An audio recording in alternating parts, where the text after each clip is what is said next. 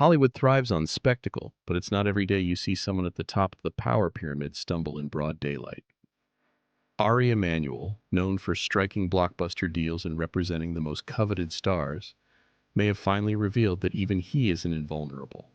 An interview meant to spotlight his business acumen instead showcased a series of baffling missteps, and before anyone could process how bizarre it was, the entire thing vanished. Now, rumors swirl about lawsuits, potential client defections, and whether this once untouchable figure is buckling under the pressure. How did it all come to this? And what does it mean for the future of Hollywood's most influential dealmaker? Buckle up, because we're about to dive into the strangest chapter yet in EMANUEL's towering career. EMANUEL isn't just another Hollywood agent. He's been the archetype of ambition for decades. People talk about him in hushed, awed tones, describing how he forged a path littered with the remnants of competitors who tried and failed to match his intensity. His reputation for working around the clock has become something of a legend, with many claiming he could talk anyone into nearly any deal if he set his mind to it. The stories never stopped growing. Some said he was so intimidating that even A-list celebrities would tread carefully when stepping into his office. Others claimed he had a near-mythical ability to spin any controversy into a media goldmine. In a town that loves its sharks, EMANUEL was often called the Great White. Yet myths can be fragile. In Hollywood, a single slip can puncture even the most carefully honed image. If you're the kind of titan who thrives on being feared and respected in equal measure, you can't afford vulnerability.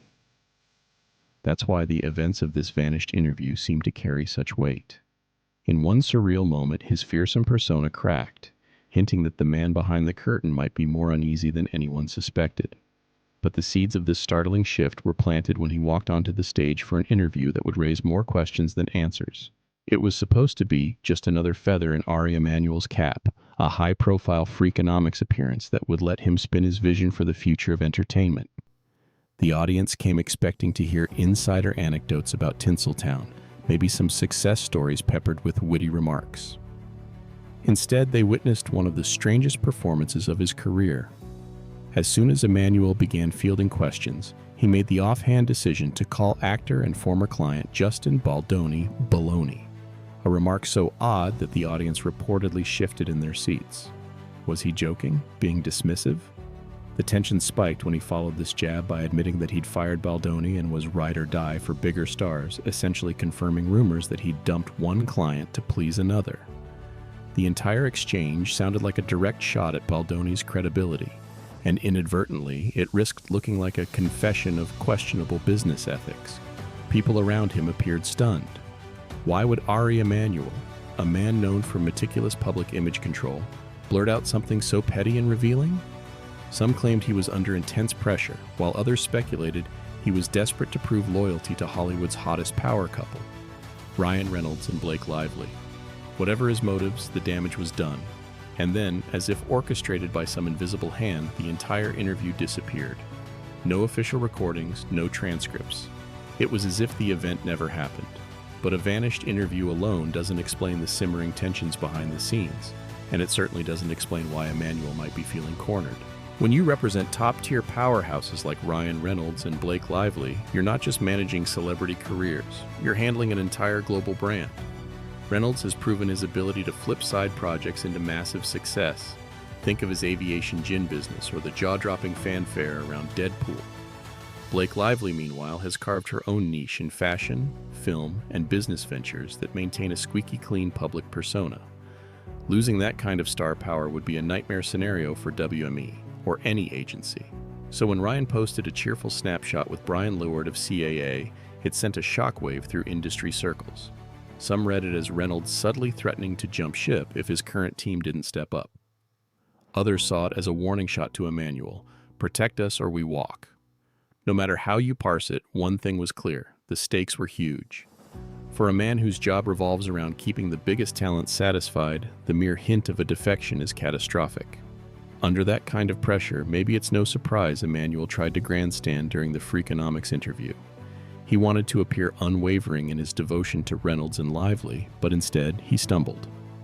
Yet that's hardly the entire story. Behind every desperate move lies a potent trigger, And for Ari Emanuel, the driving force might be the towering lawsuit that threatens to upend his agency's empire.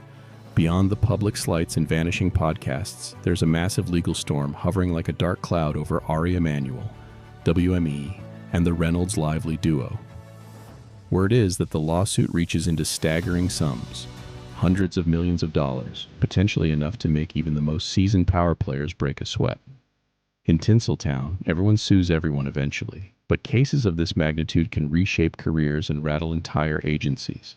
Money is only part of the fallout. Reputations are everything in Hollywood. If the suit unearths damaging evidence of backroom deals, misrepresentation, or unethical behavior, it won't just empty bank accounts. It could tarnish all involved. A star agent's word is his currency. Once it's devalued, clients start looking elsewhere. In many ways, Ari Emanuel's entire brand hinges on his ability to control narratives, seal lucrative packs, and keep his A-list stable content. A colossal lawsuit jeopardizes all three. How can he negotiate from a position of strength if he's busy defending potential misconduct in court? How can he maintain the loyalty of heavy-hitting stars if they sense chaos brewing? This tension doesn't just play out in the courtroom. It bleeds into every interaction, every media appearance, and it may explain the frantic damage control around that ill-fated Freakonomics episode. So how does an entire interview simply disappear? Normally, a program like Freakonomics capitalizes on big-name guests. They'd promote it or vote it across podcasts, social media, and industry channels. Yet the episode featuring Ari Emanuel never surfaced. Some insiders claim Emanuel's publicist, alarmed by his off-the-cuff comments, pulled every string possible to bury it. Was this an impulsive decision in the heat of the moment, or a calculated maneuver the moment they realized how incriminating his words might sound? Either way, it had the opposite of the intended effect. By erasing it, they fanned the flames of curiosity. The short audio snippets that leaked confirmed that something truly bizarre happened that day.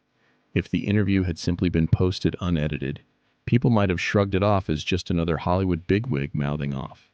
But an official blackout tends to magnify the intrigue. Those who heard the raw recording described the tension in the room as palpable, with Emanuel sounding unusually flustered. Each new slip felt like he was digging a deeper hole, voicing statements that could become weapons in court. One moment he's trying to dismiss Baldoni. The next he's practically admitting he fired him to appease more profitable stars. Even if that was never his intention, the optics were disastrous. The question now is, what drives a man famed for his composure to risk so many unforced errors? The answer, according to many close observers, might be simple. He's genuinely spooked. Throughout his career, Ari Emanuel cultivated an aura of relentless confidence, as though he had every angle figured out before he even walked into a room. He built that reputation on swift action, unwavering stances, and a willingness to be the tough guy when clients demanded it. Yet this time, his outward bravado appears to be wobbling, hinting that he may not be in full control. Consider his choice of words in the interview, calling Justin Baldoni baloney and repeatedly hammering the point that he's ride or die for Ryan and Blake. It sounds more like an insecure rant than a carefully measured stance. Some have compared it to a quarterback panicking under pressure, just hurling the ball away without a clear target. The bigger the stakes, the more dangerous these slip-ups become. Even Hollywood veterans are taken aback. One industry insider said, "It's like watching a lion in the wild suddenly forget how to hunt." Emanuel's longtime associates have rarely, if ever, seen him this off balance. It's fueling speculation that, behind closed doors, he's fielding frantic calls from Reynolds and Lively, orchestrating hush-hush crisis meetings and scrambling for a strategy to end the lawsuit before it metastasizes into a full-blown PR catastrophe. But if he's truly rattled, that unease extends well beyond the man himself. It signals shifting power dynamics in an industry that thrives on confidence and consistent success. To the uninitiated, a single interview flub might not look like a crisis, but in a place as hyper-competitive as Hollywood, these blunders can serve as catalysts for bigger changes. Agents, executives, and producers are already whispering about whether Emanuel has lost his edge. Will other high-profile clients start questioning their loyalty? Are rival agencies quietly circling, waiting for just the right moment to lure away star names? The entire industry runs on clout. Being perceived as weak, even briefly, can open the floodgates. Competing agents love nothing more than exploiting turbulence, especially if it involves a top rival's marquee clients. Reynolds and Lively, despite their loyalty, are business-minded. They'll do whatever protects their brand and bank accounts, and if that means switching representation, they might not hesitate. This fiasco also casts a shadow over EMANUEL's future deals. Studios, financiers, and corporate sponsors might wonder, if Ari can't handle public pressure, how will he negotiate on our behalf in a contentious contract battle?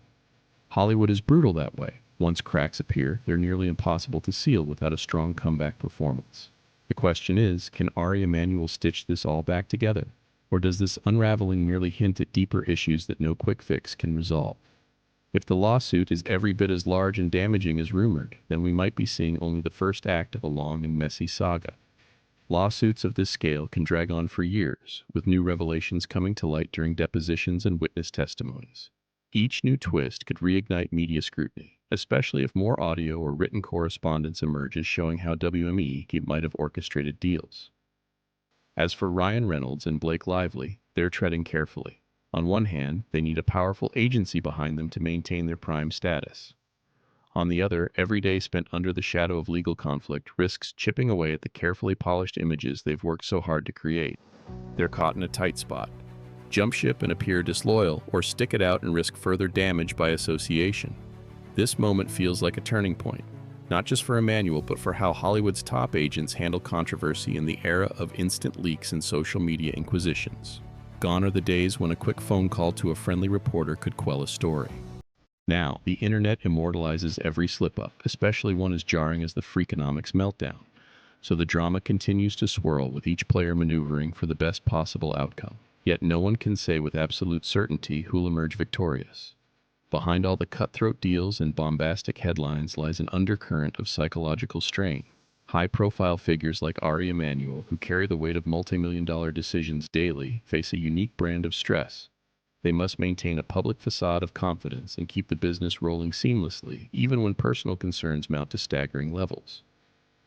When someone of Ari's stature starts to show cracks through uncharacteristic rants or uncalculated public statements, it suggests he may be grappling with more than legal and financial threats. It points to a deeper anxiety about losing the influence he's spent his entire career accumulating. Hollywood is a world where winning is everything, and the fear of a downfall can be paralyzing. Observers note that this tension can trickle down to subagents, staff, and other clients. If the boss is visibly rattled, everyone feels the ripple effect. Morale dips. Secondary clients might worry they're not getting enough attention. Even deals already in the pipeline could stall, awaiting clarity on Emanuel's next move. This environment of uncertainty feeds the rumor mill, and in Hollywood, perception can become reality overnight. If you enjoyed the video, please like and subscribe. Stay tuned for more.